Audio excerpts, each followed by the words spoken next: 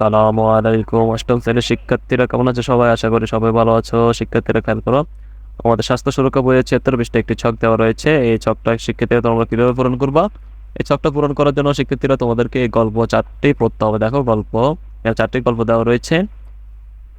গল্প 1, তারপর গল্প 2, গল্প 3 এবং গল্প 4। 4টি গল্প শিক্ষার্থীরা তোমরা ভালোভাবে রিডিং বললে এই ছকটা খুব ভালোভাবে তোমরা পূরণ করতে পারবা। তো আমি তোমাদের সুবিধার্থে ছকটা পূরণ করে দেখাচ্ছি, তোমরা সমাধানটি দেখে নাও। চলো।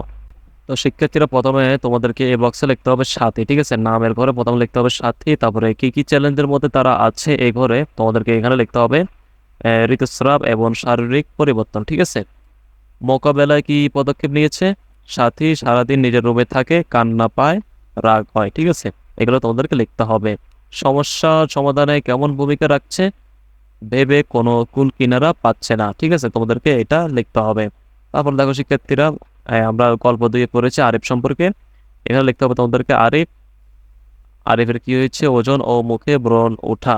তো এই বাক্স শিক্ষার্থীরা কি লিখবা? ব্রণ খোঁচানো লিখতে পারো, বন্ধহীন হয়ে পড়া এবং বিষণ্ণতা লিখতে পারো। আর এখানে তোমাদেরকে লিখতে হবে নিজেকে গুটিয়ে নিচ্ছে এবং অধিক চিন্তা করে। তারপর দেখো শিক্ষার্থীরা 3 নম্বর গল্প আমরা পড়েছিলাম নিশি। তো নিশির এখানে তোমরা কি লিখবা? আত্মরক্ষার চিন্তা। এখানে তোমরা লিখতে পারো মা বাবার সাথে মনোমালিন্য এবং মন খারাপ করা। এখানে তোমরা লিখতে পারো মা বাবার সাথে কথা বলা বন্ধ করে দিয়েছে। তারপর দেখো শিক্ষার্থীরা 4 নম্বর গল্পে আমরা অর্ক বুড়ো সম্পর্কে পড়েছি। এখানে তোমরা লিখতে পারো অভিমানী স্বভাব, আদুরে সন্তান। এখানে তোমরা লিখতে পারো মন খারাপ করা, কান্না করা।